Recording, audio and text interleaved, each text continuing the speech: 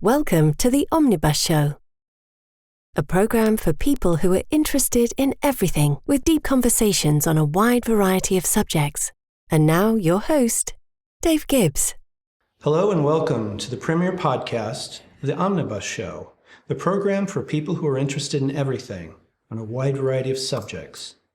Today I'd like to introduce our first guest, Gwendolyn Rogers, the owner of Cake Bake, the cake maker for everyone from celebrities to everyday people. Hello, Gwen. Hello. So nice to be here. It's great to have you. Thanks for having me. Well, thank you.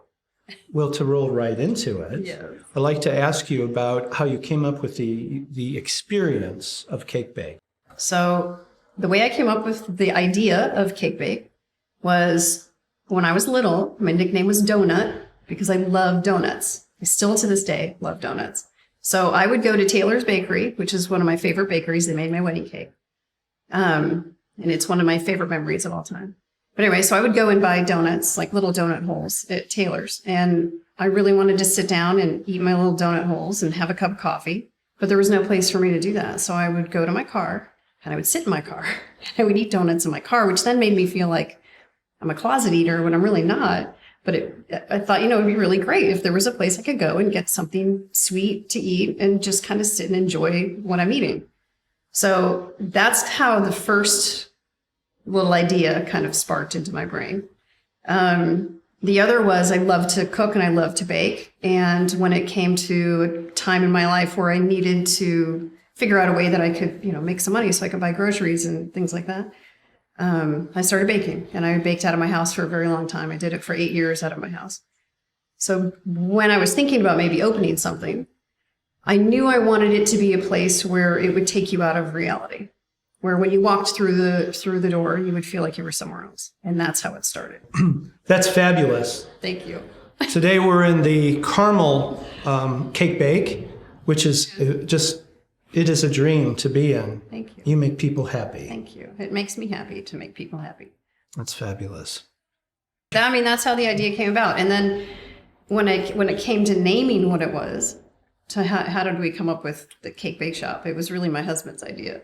My husband decided that, you make cake and you bake it, so you should just call it Cake Bake because it's super simple. Don't fuss with some silly little, which is what I wanted to do. I wanted to do like a silly little French name or something cute. And he said, no, you're in Indiana. You're going to call it what it is. So that's why it's called the Cake Bake Show. That's great. Now, please tell us about when you won in London and how that shaped Cake Bake, taking it to the next step. That was that whole experience was it was a confidence booster. It was a way to figure out how do you figure something out when you have a challenge up against you. So when I went to London, I packed all my things with me, my cake pans, my knives, my chocolate, everything that I would need to make a couple of cakes just in case one was a disaster. And I couldn't find buttermilk. There were certain things that I couldn't find that I couldn't bring on the airplane.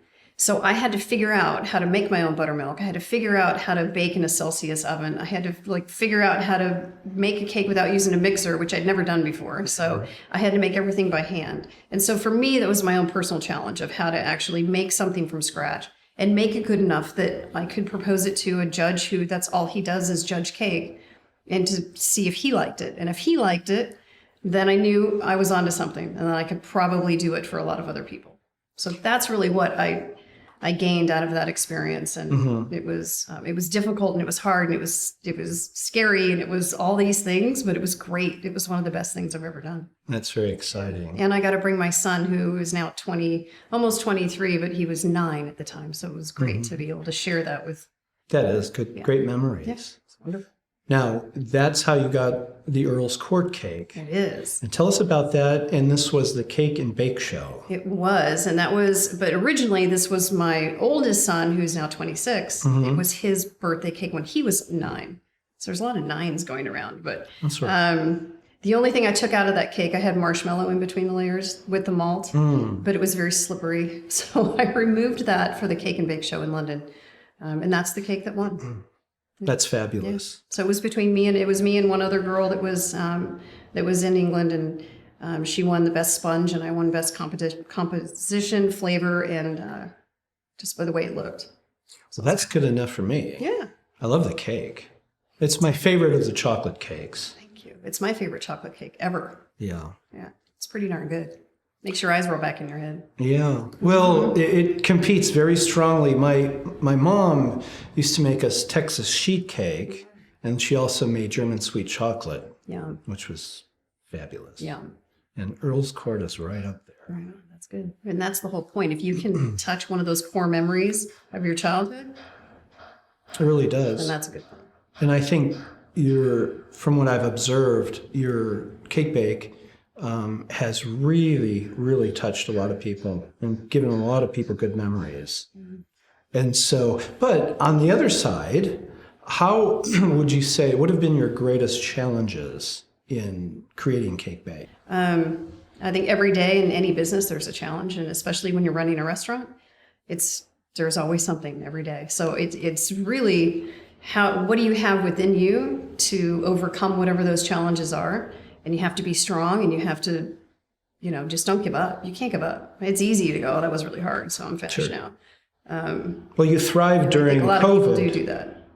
And that was obviously a difficult time for everyone. And especially having a restaurant that was even, it was very taxing on a lot of different aspects of the business and the people and everybody that your neighborhood, it's your community, it was everybody. So to be able to withstand that and still create the experience that we do every day I feel very blessed. So, and I have an amazing team and I couldn't do it without everybody that works with me. So That's wonderful. Yeah. And so now we go on for the future.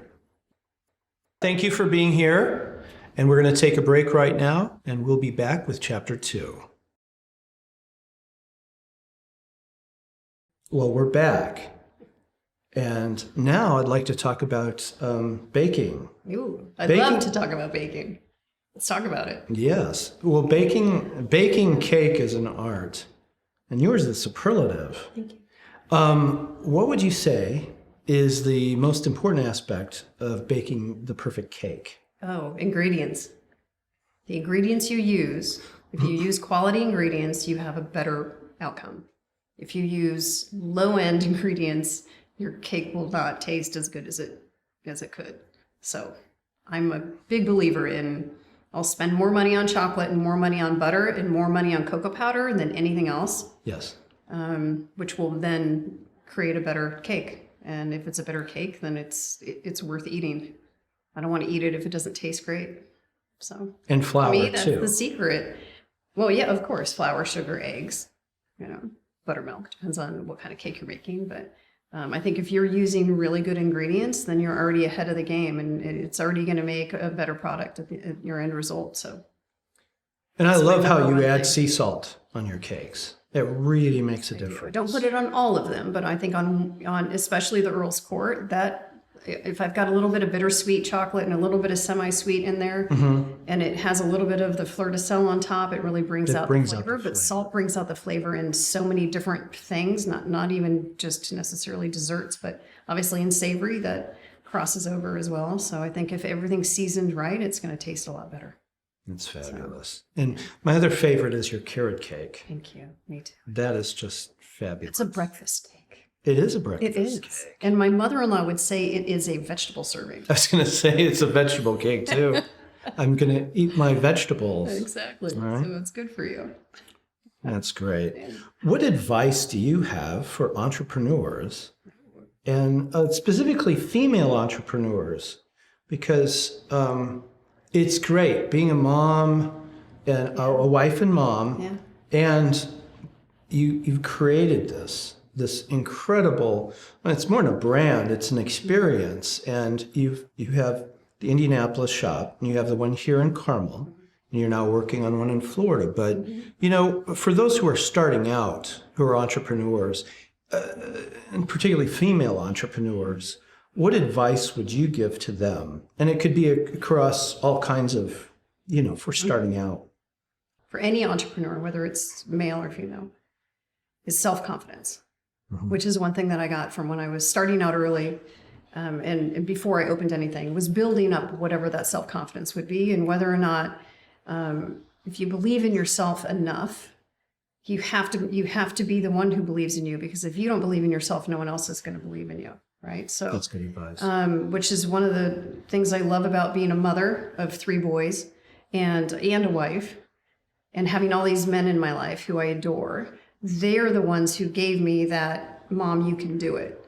And without that stuff, if you don't have that backing or that family behind you, or the wherewithal within yourself to accomplish something, you've got to have that if you're going to get anywhere. And you also have to be a little bit fearless. So I look at life every day. If I'm jumping off the end of the diving board and there's no water, I'm going to jump, and I'm just going to hope it fills up by the time I get there.